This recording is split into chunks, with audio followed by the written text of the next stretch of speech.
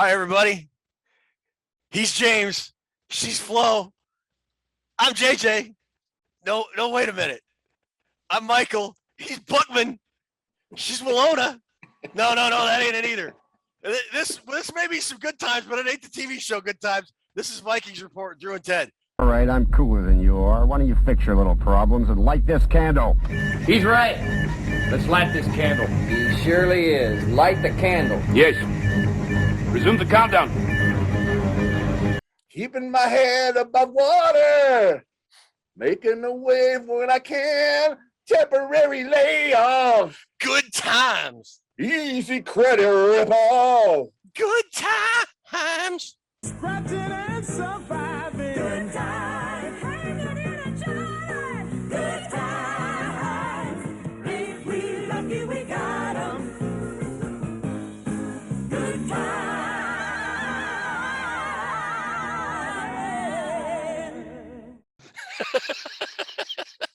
How you doing, Drewster? 22 days away from today. 22. Saturday. We're 22 days away from kickoff in Cincinnati, and I am stoked. I wasn't stoked about that last game, but I'm stoked about this episode 29 coming up. How you doing, Ted? I'm doing good. Toonces, I know you're out there. How are you doing this fine recording session? I am scratching and surviving to get past that showing we had last Saturday. Woo! I just want to say you guys are dynamite. A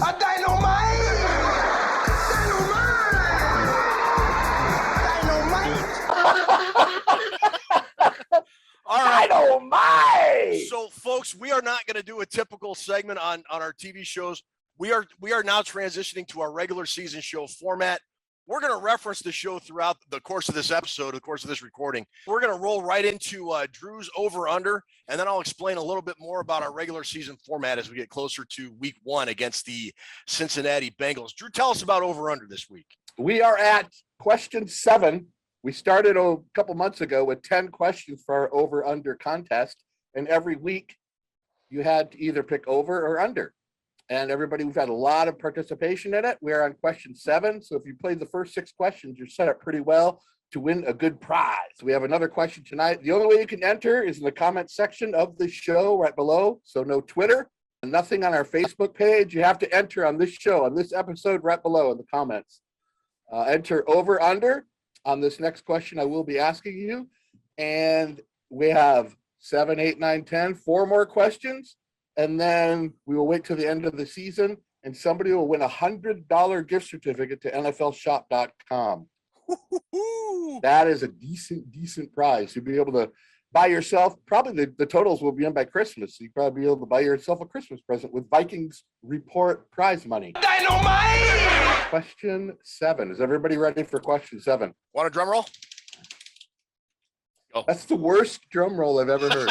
Nothing like a good spanky. Horrendous.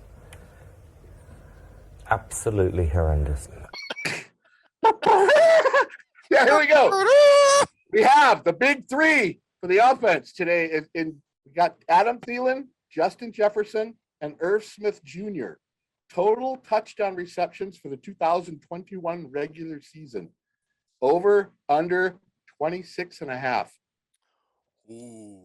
That is your 7th question. We'll have 3 more after this, so you're on a roll. Give us your pick down below, over or under 26.5 touchdowns for those 3 guys combined. Wow. So now last week's was Kirk's total touchdown passes for the regular season, correct? Yes, 36.5. Wow. So I would think, now again, friends and family of Vikings Report with Drew and Ted, LLC or whatever we are, we're not even that, I don't know, are ineligible for the prize. So we can talk about this all we want. But I would think if you're going to go over 36.5 for Kirk TDs, you'd almost have to go over on this. I'm not saying, I'm just saying. I'm going to go just under. They're going to have I think they're going to have 25 or 26. They're going to just miss it. Missed it by that much. Missed it by that much. Get smart. Yeah. That was that makes me feel like I chose the right number then. Yeah, the last three are going to be kind of fun too. They'll be team ones, team questions. So what are you thinking? You think over or under for this one? I think Cook is the X factor. He could have 6 touchdowns, or he could have 13 reception touchdowns. He could, yeah. Because he could score so much from anywhere on the field and any capacity that he carries the ball in. So trying to come up with a number, and I was throwing numbers around in my head. I had it, right around where I had the number. I had 26 or 27. It's going to be right there. I do. Yeah, I agree. I think that's a good one. It's a tough one though. These are all going to make you think, folks. I'm going to use all the power of my brain. Don't forget, if we do have a tie, we are going to put everybody that tied for first into our bag of cornucopia, the bag we had on draft night, and we will draw a name out of that bag, and that winner, or the person whose name we draw in the event of a tie, will win the $100 gift certificate to, what was it, NFLshop.com? Hello, little friend.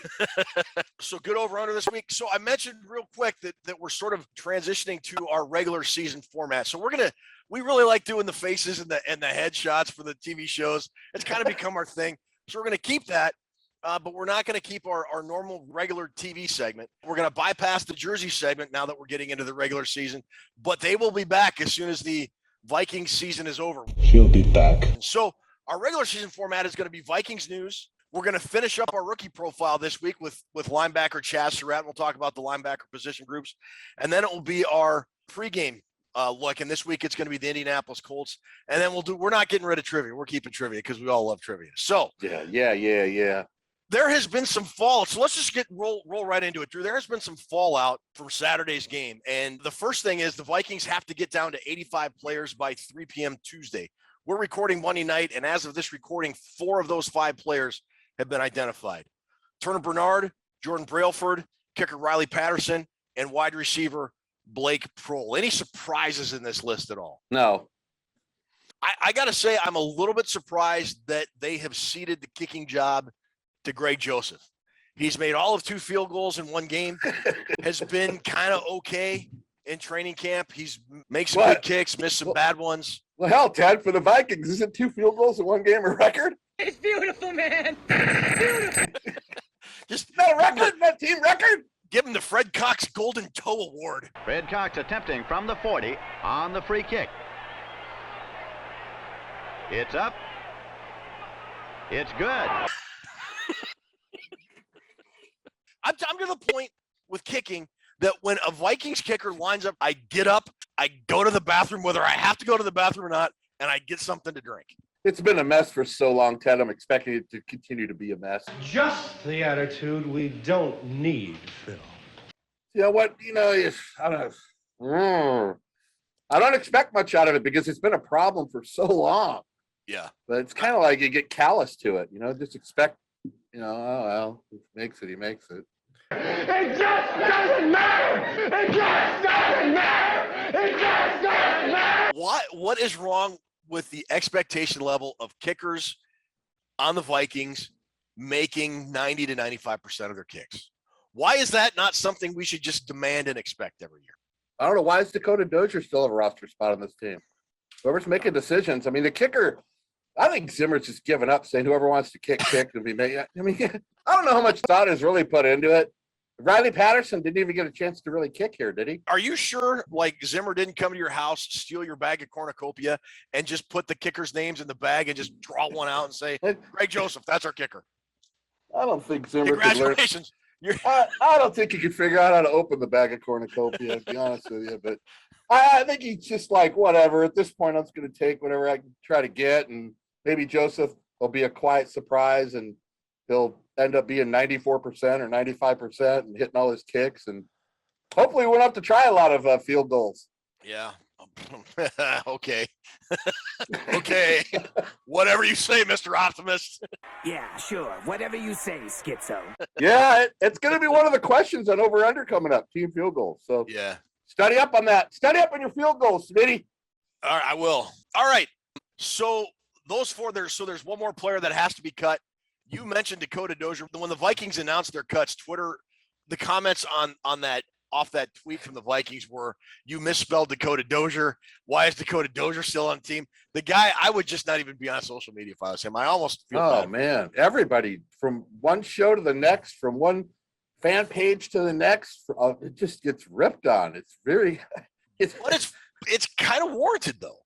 Oh, it's really warranted. I mean, so Pro Football Focus, they do a top 5 and bottom 5 performers. Yeah. Of their top 5 performers, if there were in Saturday's 33-6 loss to the Broncos, 3 of them were offensive linemen: Mason Cole, Wyatt Davis, and Blake Brandel. And Davis did pretty well. I mean, I think he gave up a sack either his first or second play. Was sort of up and down, but there were a lot of things from Wyatt Davis's game that you could look at and say, man, I think the Vikings have something in him. Davis is the starter now. He'll be the starting right guard week 1. I don't think he will. I think Oli Udo is pretty much got that penciled in, because I mean Davis was practicing with the 2s today, or the 3s, and Dakota Dozier was knocked down to the second team because in his inauspicious debut on Saturday, unbelievable, dude. Pro Football Focus ranked 312 players that qualified for their post-game ranking based on, I think they had to have 20 snaps. 312 guards, or no, 312 players. Right. Dakota Dozier ranked 312 out of 312.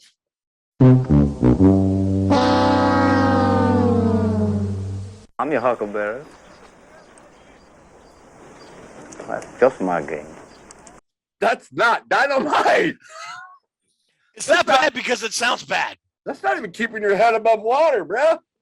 No, it's Dude, not. That sounds like to me like last. I don't mean that in a bad way, but yeah, I don't get why he is taking up a roster spot at this point in training camp. I mean, we saw all of last year, this year, this first game. I don't know. What do they see in that guy? What do they see in Dakota Dozier? Realistic Randy brought up a great point. He said something to the effect that sometimes the coaching staff says, well, you don't know, you're not on the staff, and you're not watching the game films and looking at what we look at. Right. Okay, you're right, but we're not stupid either. We don't take risks, all right? They're stupid. And we're not stupid. I mean, we can watch and see when a guy stinks. It's not rocket science. And Dakota Dozier just flat out stinks. It's almost like if you can't find somebody better than him, that you're not doing your job. Yeah. You're being lazy as a coach. You know, that's what it seems like to me. Why do we have to be stuck with the worst guard in the league? Why? I don't get why the Vikings seem to think he's going to turn it around. Do you remember TJ Clemmings? Yes. Back in 2016, he was just a rookie thrown into the fire, played multiple positions his rookie year on the line, and was absolutely horrible at first. Yeah, he caught a lot of heat too. He did. But by the end of the year, he had sort of kind of righted the ship and was, if nothing else, treading water. You can't even say that with Dakota Dozier. It just seems like he gets worse every week. There's no room of I've seen no improvement in his game at all. It's terrible. Game is ass. I mean,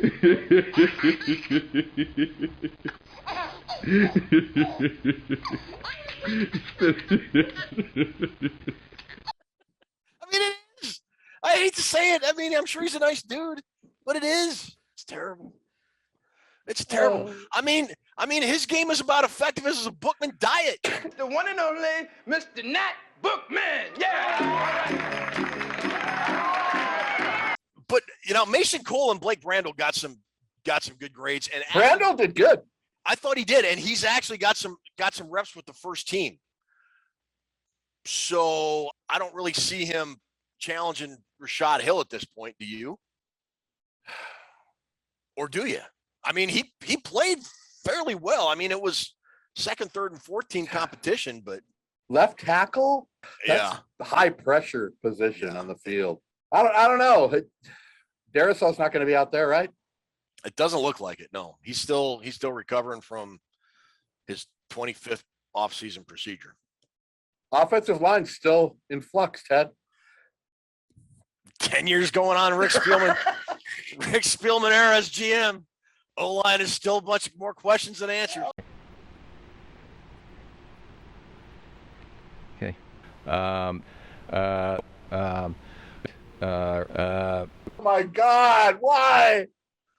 Blake Brandel, starting left tackle week 1. I mean, Brandel's another one of these late round guys. He's a 6th round guy. And the Vikings and Rick Spielman seem infatuated with these late round project guys that they can turn into starters that they have a lot higher failure rate than success rate with. But I don't know. What do I know? you know, quite a bit, Ted. You know how many all pro offensive linemen Rick Spielman has drafted since he became full-time GM? I'm going to say none. 1. Matt Khalil, his rookie year. 1. That's it. We know 1 is the loneliest number. They had 10, I believe it was, in the 10 years before Spielman became GM. Wow, dude, that is a tasty tidbit. And now 1. nothing. And the key to this team is still going to be, you can talk to me all day long, it's still the offensive line. Yeah.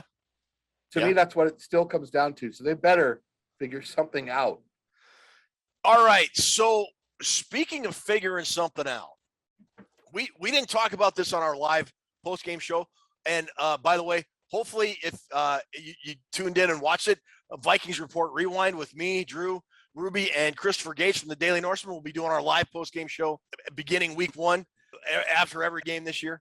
But we didn't talk about this because we didn't see it at the time. Mike Zimmer's halftime, coming out of the locker room at halftime, he sort of had this kind of this old school traditional Mike Zimmer, you know, irascible response that everybody used to love. And basically whoever it was, maybe Ben Lieber, I can't remember, said, "Hey, Coach, what are your thoughts on the Vikings' first half performance?" And he pretty much ripped the entire team to the effect we couldn't tackle, we couldn't catch, we couldn't run, we couldn't block.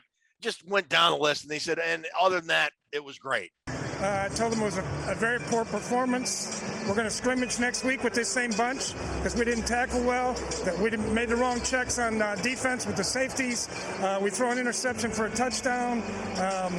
We go 3 and out the first 2 series. Terrible punts. So other than that, it's been great. And like some of the Vikings faithful still eat that stuff up. Right. Did you like that quote? Are you still a guy that eats that up or not? No, I eat up quite a bit, Ted, but I'm not eating that up. No, that's just deaf ears at this point, isn't it? How many times have you heard that? How many times have you heard that from that guy?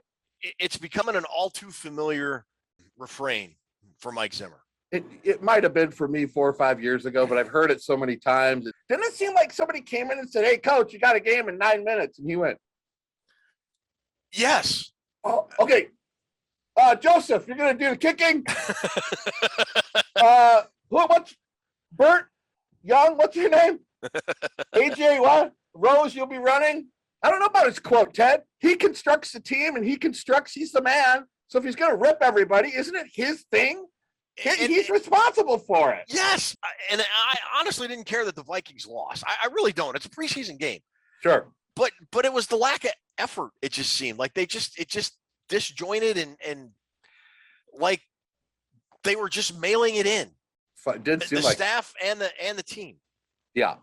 And so this kind of leads to a question from one of our viewers, Mr. Paul Beaumont. Don't know if you live in Beaumont, Texas or not, Paul, but let's just say you do. Paul Beaumont from Beaumont, Texas. No relation to the great Hugh Beaumont. Let's remember that. Remember Ward Cleaver, Hugh Beaumont? Yeah, Maybe he is. We don't know that. He Paul, very well could be. Paul, if you're related, good job with the beaver. Ward, you're awfully hard on the beaver last night. It'll be awfully rough on the beaver, I'm afraid. All right. Anyways, Paul Beaumont asked, when will we start questioning our staff's ability? Drew? When will I? I think you and I have. Think you and I are there. The end of 2017. What do you want me? You want me to go back in a time machine? It's like I don't know. When it comes down to it, there's players playing, the coaches coach, and all that stuff. But it's a big mixture of both, but I always see Zimmer ripping everybody else. Not, man, I didn't have my team ready to play. I need to do a better job. He's the head coach. And I know a lot of people that are Zimmer, believers want to say, well, it's Spielman's fault, or, he doesn't have a good enough players or whatever, but you're the head coach. Take it or leave it. If the blame's warranted or not, you're the head coach. It kind of goes into this other topic that I want to mention. Did you see the Zimmer post-game press conference? No, I did not. Okay. There was, towards the end of it, it was about not quite 10 minutes long. ESPN Vikings beat reporter Courtney Cronin asked him about Kellen Mond. And this kind of goes back to, are we going to start questioning the staff's ability? And Zimmer was kind of weird with all the Mond questions anyways. He said he's a quiet guy. He needs to be more vocal.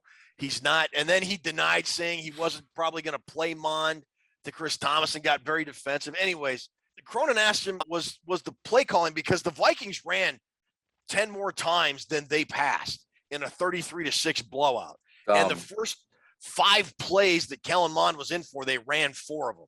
And so she asks him, was the Mond play calling limited because of his lack of practice? Which would make sense because he only had 3 practices. Remember, he was out for a week for COVID-19 and all that stuff. It's a great question. And it's a very good question. And that kind of would have made sense. And he said no. And then he said, but I'm not going to discuss it here. What does that mean? What the hell are you talking about? For the love of Norm Van Brocklin, what does that mean? We're not going to discuss it here. Do you think Mond's an idiot? Lord knows we don't want to. Clint Kubiak's a moron? We don't want to discuss any football stuff at this football press conference, do we? Because you're the head coach. If you think Clint Kubiak's a moron, tell him to pass the ball. Let's see what this kid can do. 1 minute, there was 8 minutes and 40 seconds left. We had a 3rd and 9, and we ran it in the middle. So you gotta find out what Kellen Mond's all about and what he's going to do. How are you going to do that, having him hand off up the middle? Come on, man. You only have 3 of these games. What did Courtney say after he said, I don't want to discuss it? That was it. There was no follow-up. I think it either ended the press conference or it moved on to another question, but she did not get a follow-up. For the love of Norm Van Brocklin. I mean, what do you think he doesn't want to say? What do you think he doesn't want to talk about? See, I don't know. It felt like one of 2 things. If you look at that post-game press conference, he was either trying to, in his own way, like motivate Kellen Mond by telling him what he needs to do. I don't know why you couldn't do that face-to-face. Or he's not happy with Kellen Mond and was kind of calling him out. 1, he's a backup quarterback. 2, he's had 3 practices. And 3, so why are you calling a guy out when you said originally you really didn't plan to play him? Right. And then he played a vast majority of the game. From what I saw, there was no reason to be calling Kellen Mond out on anything. No. There's more questions about what he was doing as a head coach that could be called out rather than what Kellen Mond was doing. I thought about Kellen Mond, like you said, for only 3 practices, I thought he did really well. I mean, PFF came out with a stat. I think he was like the 3rd or 4th most accurate rookie quarterback. You think, well, how can that be? 6 of 16 or whatever stats were. It actually throws on targets that were catchable balls. And if you remember, Vikings receivers couldn't caught a cold. How could you have a problem with Kellen Mond after you watch that game with all the Vikings and all the problems they had? That's what you're going to rip on? Yeah, I'm not going to discuss it here. That's been puzzling me all weekend since I saw that. I don't get it. You're better off just making up some generic vanilla answer rather than saying that. I think I could do a better job on my end. You asked me if I saw the halftime interview, and I said no. Then you asked me if I saw the presser, and I said no. And you're probably thinking, why the hell is this guy on the show? He's not doing his homework. Good night, folks. It was a good show. Thanks. I can't watch those Zimmer press conferences anymore, Ted. I can't. Now, maybe if Mond was an 8 or 9 year veteran like Kirk Cousins, that would be a little bit different. But the dude just took his very first NFL snaps. So, A, if you're trying to motivate him, I think that's a weird way to motivate him. B, if you're calling him out, you're a moron because you don't want his confidence to go in the tank after one stinking preseason game. I don't know. I just found that whole exchange really weird. Sometimes I think Mike Zimmer thinks he's Bill Parcells a little too much. Bill Parcells is the kind of guy that can call people out because he's got the call out card. Remember what he said about Terry Glenn? Best woman receiver he ever had or something? Close. It was he'd been injured a couple 3 games, and a reporter asked him when he was coaching the Patriots, "Hey, is Terry Glenn going to play?" And he said, "She'll be ready." I mean, you can do that when you've won 2 Super Bowls. Sure. And the fact that you hear that a lot from Mike Zimmer. He does a lot of that kind of stuff. He just doesn't have the credit that Bill Parcells has built up. I tell you, you get in a fight and you get thrown out of this game, you're going home for good, okay? Come on, Romo. You should have known pre-snap what to do there. And to get your fat ass off. Shut up, Sims. Now don't be a damn no-flash player. And with a guy like Mond, who's just starting out, especially if he's like quiet and a little bit introverted on the team aspect of things, you seem like you want to encourage him more than you want to like call him out. Yeah. It's not the way I would handle it. All players have to be handled differently. Talking about Bill Parcells, he handled Phil Simms a lot differently than Lawrence Taylor. He did. Yeah. Bottom line is he got the best out of both of them, but he knew how to handle each one separately and individually. I think Bud Grant was really good with that too, but games seem really disconnected. I know it's the first game, and I'm an old veteran of watching football. Once you get to 50 years, you can punch that vet card from being a fan. Yeah. I deserve that, at least. There's something about that game that sits weird in the gut of the Drewster. I'm telling you, it doesn't feel right. There was a telling quote by Adam Thielen today. He had, after practice, he was one of the guys that talked, and they asked him about the 33-6 game and how you felt about it. He's like, you kind of put a chip on our shoulder because it just kind of re-emphasizes the point that we really don't want to mail it in, which implied to me that they did, in fact, mail it in. And I don't know if that's because, well, we practiced with the Broncos for 2 days, so this doesn't really count. 30 guys aren't going to play. It doesn't matter. And you're absolutely right. There's first preseason game, all your starters sat out, and then some. It's hard to draw any hard conclusions. But, yeah, it just felt like some of the things we saw last year with the uninspired sideline and the slow start and all that stuff that just drove us nuts may or may not have carried over. And if it has, it's gonna be troubling. And I should probably follow up what I said by saying I'm casting a lot of judgment out there. Once we get all the starters out there for a couple series, yeah, I'll have a better take. It's just that was a bad look for the Vikings to come out and look that terrible. Yeah. And they had Zimmer at the end of that game. I don't know if you saw it. I didn't see the presser and I didn't see the halftime interview. But I did see him gnawing on his fingers on the sideline with a scared look on his face, a confused, scared look, wandering around, not talking to anybody. And the camera stayed on him for like a minute and a half. Like even the cameraman was going, "This looks kind of weird." And as I'm seeing it, he's chomping down. His fingernails, looks half nervous, half confused. I know he's not happy about what he's seeing, but you know what? You're the head coach. You got to straighten this out. Let's wait. We get the starters out there against Indy.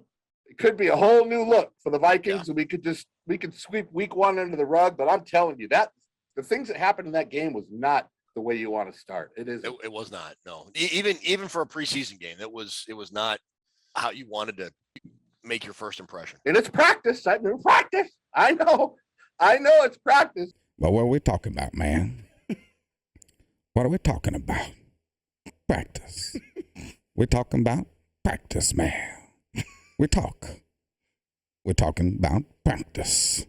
Speaking of guys that shredded, this week we are going to talk about the linebacking core, and our draft spotlight is 3rd-round draft pick, number 78 overall, Mr. Chaz Surratt, descendant of Mary Surratt, who was hanged for the Lincoln assassination. No, had no relation whatsoever. I don't know. You know what high school he went to?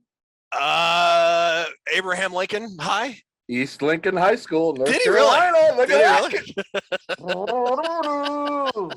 Look at that connection. I didn't even know you knew that. Mary Surratt, huh? I didn't. I figured when I made that lame Lincoln joke, it had to be tied in somehow. Boom. Snitty. So Chaz Surratt. So let's look at the current roster of the Vikings linebacker group. They've got Anthony Barr, who's been to 2 practices this year and kind of just takes whatever time off he wants to. Acts like he's a federal employee, for God's sakes. He's just going to show up week 1, huh? Play when he wants to play, whatever. Show up week 1, 3 tackles. Cash my check. Yeah. Tuff Borland, Ryan Connolly, Troy Dye, Christian Ellis, Eric Kendricks, Blake Lynch, Cam Smith, Nick Vigil, who they signed in free agency this past offseason, and then the rookie Chaz Surratt. Of all the bad things we saw on Saturday, one of the bright spots, I thought, was the play of not only Chaz Surratt, but the other 2 rookies on defense, Patrick Jones and Janarius Robinson. I thought each one of those guys made 2 or 3 pretty impressive plays. What did you like about Chaz Surratt when you were looking at him for your draft profile? And then what did you see on Saturday that made you think, yep, I was right about this guy? A lot of the stuff on Saturday that he was doing was attributed to when we did the draft write up and did the draft research on Chaz Surratt. I'm a big Chaz Surratt fan. Yes, sir. Just super excited. Had a great relationship with the coaches, and just excited to be a part of a great organization and get up there and compete and be the best I can. I prepare for the game is a little bit different from I think most players. Having that quarterback background, I think I have a little bit more anticipation of plays and stuff like that. Amazing story of that guy when he came from high school and what he's done all the way up to this point. But I think one of Chaz Surratt's strong points, Ted, and you could see it in his play. You could see it when you watch a lot of his tape. He was so successful as a quarterback. You could see that in him reading the offense and reading the quarterback. His lateral speed, getting to the play, and taking care of the tackle is on tape. That's his instincts is what really stands out the most. It's dynamite. Whether he lines up on the left or lines up on the right, Chaz Surratt is dynamite. That's right. He that's great. That's tremendous stuff. You go back a little bit on Chaz Surratt, and the fact that he's only played 34 games as a linebacker is amazing. He switched positions like that. You see guys switch positions, but to switch positions and be that good so quick just shows what kind of an athlete he is. Yeah. He's got all the makings of a good 4-3 outside linebacker, 3-down guy. He can play all the downs. He's got a chance to carve himself out a really nice career. I think we both agree he's a cinch for this roster. Yeah. We had the same 5 when we talked earlier about the 5 that were making it. Yeah. The Vikings are going to run a lot of mostly nickel, which means 2 linebackers on the field, and one would presume that would be Anthony Barr and Eric Kendricks. When they go in a base 4-3 set, do you see Surratt being that 3rd linebacker? I do see him being the 3rd linebacker. Barr's only going to be here one more year, I think. Probably. I think Surratt is your replacement for 2022. You do? Yes, I do. Because he's done so well at the position that he's still learning how to play. It's like sending a guy into cleanup and he hits 3 home runs a night. In high school, he was a quarterback, but he wasn't just a hat quarterback. He was the 5-star North Carolina Player of the Year, all that stuff. Gatorade Player of the Year, Associated Press Offensive Player of the Year. He broke the state record for career total yards with 16,600. State record for TD responsibles, 229. Threw for 3,536 and 51 touchdowns his senior year. East Lincoln High School to 30 straight wins. He broke all the Chris Leak records. He got recruited as this big high school guy. He came over here to North Carolina in 2017. Larry Fedora, who was coaching North Carolina at the time, recruited him to be the starting quarterback. He's a freshman. He got the starting job. Played 9 games. I think he started 7 of them. Was dinged up and was really struggling his first year at North Carolina. And then in 2018, he only played 1 game and got hurt, and he was out for the season. And then Fedora got fired. He was 2-9, and Mac Brown from Texas. You remember Mac Brown? Mac Brown came to Texas, and Mac Brown had recruited Sam Howell, and Sam Howell is now the quarterback there. Sam Howell is a tremendous quarterback. He's going to be highly touted coming out in the draft next year. When Sam Howell got on the team, Surratt was, still kind of like the quarterback. And Mac Brown said, what do you want to do? Instead of transferring and taking his quarterback skills to a different school, Chaz Surratt stayed and said, I want to try a different position, which that takes a lot of courage, man. It does. His first year in 2019, new position, he leads North Carolina with 115 tackles. So he voluntarily asked to switch positions. He wasn't told you're going to switch or we're going to revoke your scholarship. No, you got to go. He actually was talking about it with Fedora before Larry Fedora got fired. Okay. You know what's funny? North Carolina had a Fedora and then a Mac. Who is it? A hat? Who's the next coach there? Visor McGillicuddy? But he talked with Fedora, so he was thinking about it. And then when Mac Brown got Sam Howell, he kind of knew the writing was on the wall. He liked the program so much of the school, and he's from North Carolina, so he's a local guy, that he told Mac Brown, I think I can play this position of linebacker. He had 115 tackles, 15 tackles for loss, 6.5 sacks, and an interception. His first year learning the position. He looks pretty instinctive because his former time as a quarterback helps him understand how a play is developing. And on a pass play, for example, what the primary reads and secondary reads probably are for that. He's probably not always going to be right, but if you study enough film, you're going to know. That's very interesting about Surratt. And then in 2020, the next year, he led North Carolina in tackles again. He was 6th in the ACC in overall tackles. That's pretty impressive. One last question about him then. Do you think if he'd been a linebacker coming up through high school into college and had never played quarterback and had been given, an extra year or two to play the position, that he would have been a higher draft pick, first round guy? Do you think that quarterback spot helped him get higher than maybe he wouldn't have otherwise? I think both. I think he's only going to get better. His biggest problem is getting washed out of plays because he's a little instinctive on where the play's going to go. Okay. And blockers have a tendency when they get their hands on him to drive him out of the play. But he has to know the ins and outs of the schemes of the offense and the gaps. Now, he's got to learn all that stuff. He's got a lot to learn, Ted, but he is way ahead of the curve on this thing.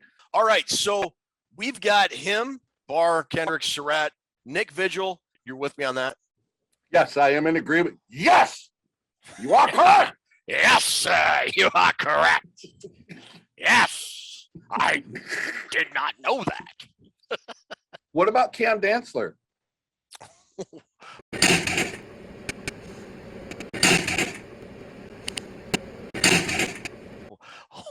Hold me close up, tiny Dantzler.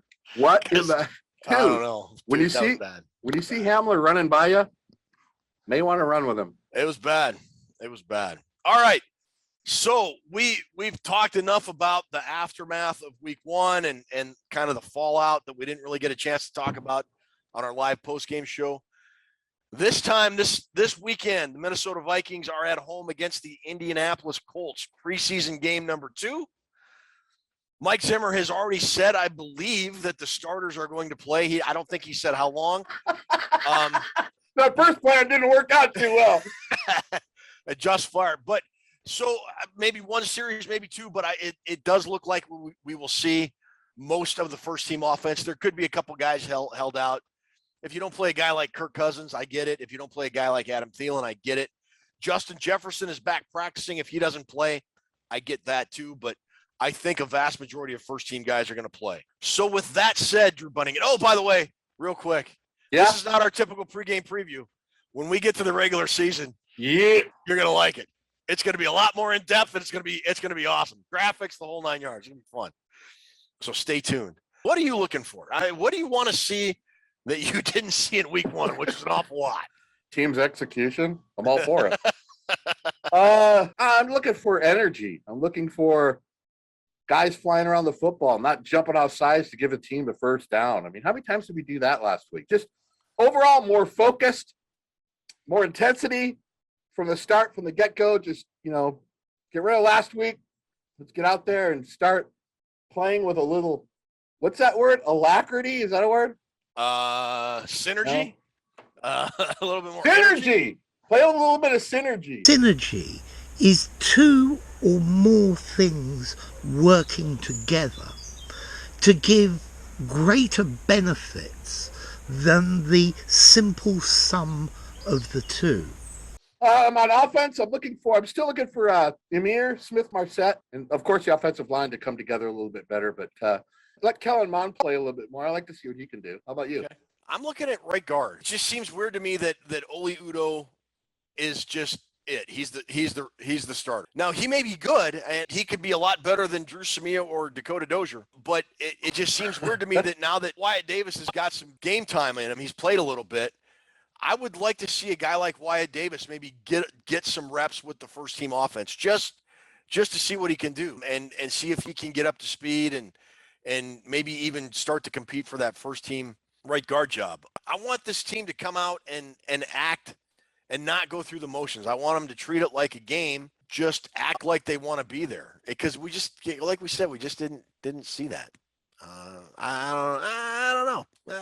We can maybe just start mailing in our show. Hey, Drew, how you doing? How's it going? Oh, yeah. I like to see Davis out there with the ones too.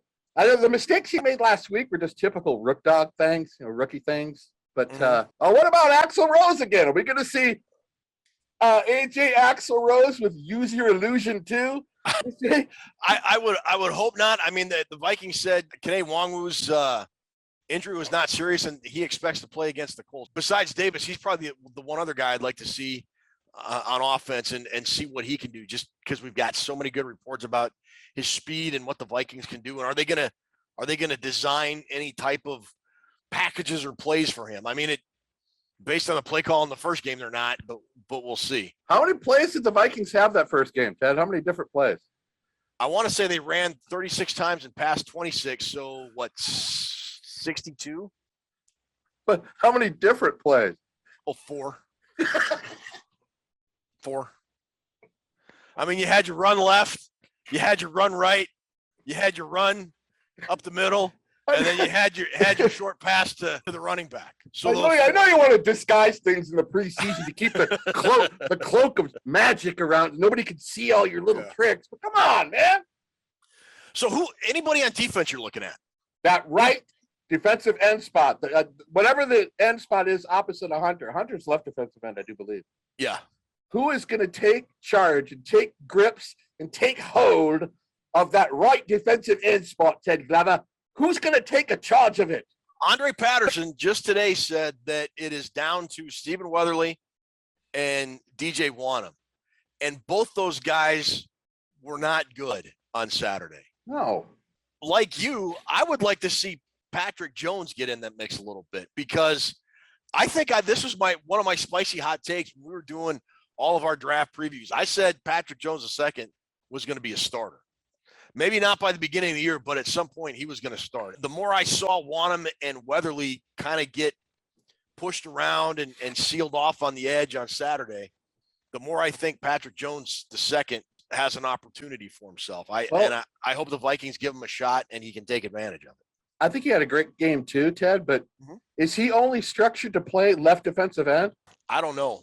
But if that's the case, then, and of the three, Patrick Jones is your best guy, even though you got to play him on the left side. I would still feel comfortable moving Danielle Hunter off to the right side, because he looks like he is going to be a force of nature this year. Sure. Whether he lines up on the left or the right. If I'm the Vikings, I want my best guys out. I'd rather move Danielle Hunter to the right side and have him still be very productive than to put, freaking Bookman and JJ as your right defensive ends or whatever. We are doing a lot of double clutching. Because that's just not dynamite. What the hell was Bookman's job anyway on that show? He was the building superintendent and never Is that fixed what he anything, was? remember? I thought he was a crack dealer or something. He was like Schneider from One Day at a Time. That's right. He did a great job, that guy that played Bookman. Yeah. All right. Right now we'll hit a commercial, and then we'll come back with trivia and wrap the show up. Trivia. My fellow music lovers, my music machines, the Panasonic Take and Tape that plays and records cassettes, and the Panasonic Dynamite 8 that plays 8-track cartridges. It's a blast. Their terrific colors play on batteries and electricity. But what makes the Panasonic Take and Tape and Dynamite 8 so right is that they both sound like dynamite! Get out of the way! Come on! Don't get that, Frank. It could be the office. Yeah, let it rain. Hello? Baxter! It's Baxter! Meow, meow, meow, meow, meow, meow, meow, meow, meow, meow, meow. Meow Mix brand cat food has a variety of 4 delicious flavors cats love. In fact, it's the only cat food that tastes so good, cats ask for it by name. Meow, meow, meow.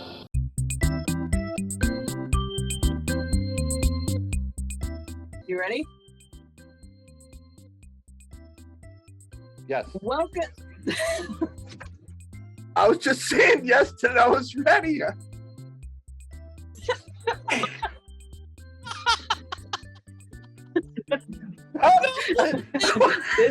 This time you made it. Hey, 0.5 seconds. I'm not going to technically say that was my fault, bro. Okay, Mike. Okay, Mike. It wasn't your fault. No. Not your fault, Mike. Welcome to.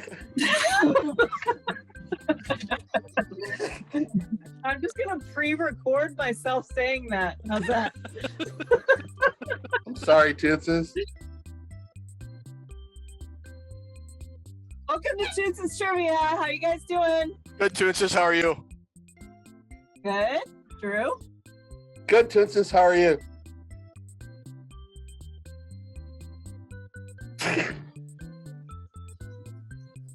It's amazing. It's like a superpower at this point. It's a superpower.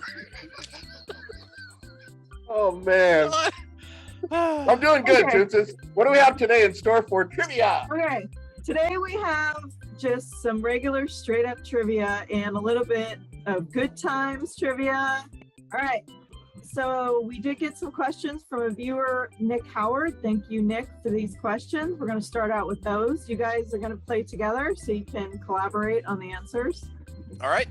All right. First question. Who leads the all-time series between the Colts and the Vikings, and what is the record? I'm gonna say the Vikings. Yeah, I'll go with, I think the Vikings lead the all-time series. Now I think they played like 22 times or something. I'm gonna guess 20. Sure. All right. The Colts lead the series 17-7-1. You were close on times played, though. You said 22. They played, what, 25, it sounds like. All right. Next question from Nick. The Baltimore Colts and the Minnesota Vikings played one playoff game against each other. What year was it? And what was the final score? One playoff game. It was 1968. That was the Vikings' first playoff appearance. Very good. Dynamite. Dynamite! Dynamite! I know the Colts won, and it was pretty lopsided, like 31-7. I don't know. I can't remember the exact score, but it wasn't very close. 24-14. Thank you, Nick Howard, for those questions. Thank you, Nick. Next. Appreciate the questions. Nick Howard. Thanks, brother. All right. Here comes 4 questions from the Good Times TV show. First one. What was the last name of the family on Good Times? Evans, wasn't it? Yes. It was Evans, I believe. Yeah. That is correct. Evans. Good job. Florida Evans, played by Esther Roll. Esther Roll. And John Amos played James. Mr. James Evans. Yep. Look at that. We're piling on extra credit. All right, next question. What was the name of the character who always sold stolen things from underneath his coat? Oh, what was that dude's name? Yeah, I can't remember. The answer is Lenny. Lenny. That's right. All right, the next one is, what was the name of the drunk who slept in the hallway and stairway? I don't even remember that guy. Ted. Tom or Ted, what was it? Ned. Ned. Oh, come on now. That's Ted Glover got that one right.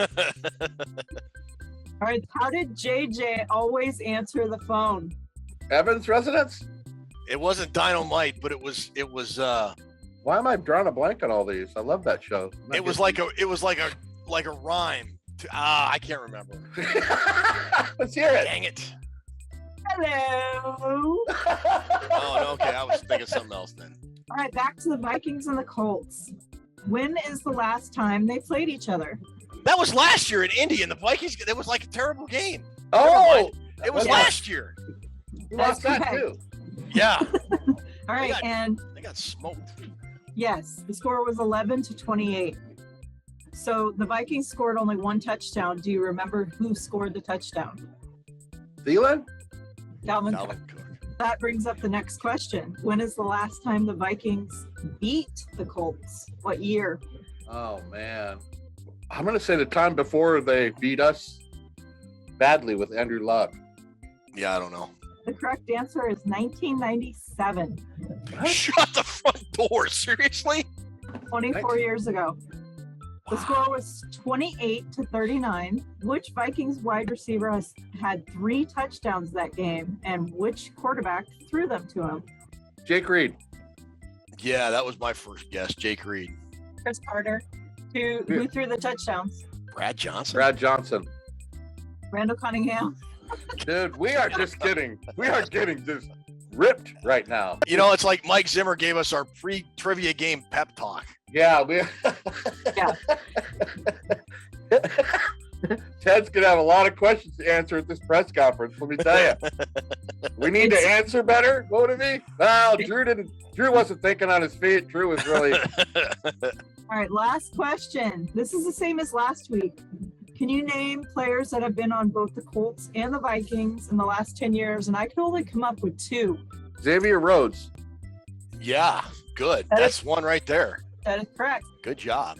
I think the other one might be a secondary player too, a safety or something. Did Andrew Sandejo ever play for the Colts? He never even played for us. Marcus Sherrills? I can't come up with it, Toonses. Bolton Hill. Oh. So you guys scored 6 out of 13. Thank you very much for playing, and we will see you next week. We got 6, right? Thanks, Toonses. Thank you, Toonses. All right, so this is kind of how our format's going to be going forward. Might have felt a little bit clunky tonight, but we'll get the kinks worked out. I thought it worked out okay. Again, folks, those of you that have liked the channel, subscribe to it. Those of you that comment, have participated in our contest, the over-under contest, the draft prize giveaway we had on draft night. We really, really appreciate it. Thank you so much. We look to just get bigger and better as the season progresses. Don't forget to look for us, Vikings Report Rewind, about 10 or 15 minutes after every game this year. Thanks again, Toonses, for all the great production you do. Thanks, Liz, for all the great production you do. Thanks, Drew, for all the great knowledge you bring on the Vikings and the draft picks. And we will try to do better the next time Drew take us home. Thank you, Ted, for hosting us. Thanks to everybody for supporting our show and being a fan and putting your comments in. Oh, remember to get your over-under. Over-under, J.J. Thielen, Irv Smith, 26.5 touchdowns. Over that or under that? Good times. Dynamite. Wednesday until noon to get your entry in, if we didn't mention that before. Wednesday, noon Central Time. And we will not be on we won't be doing our post game after this game coming up today, right? No, we will not. Okay. Everybody enjoy your Vikings tonight. I think about 5 hours you'll be playing Vikings and Colts. I think it's 5 o'clock my time, hippie time. Enjoy your Vikings game. And episode 29, we could put a ribbon on it. Say hi to Adam Page. We'll see you guys all on the flip-flop.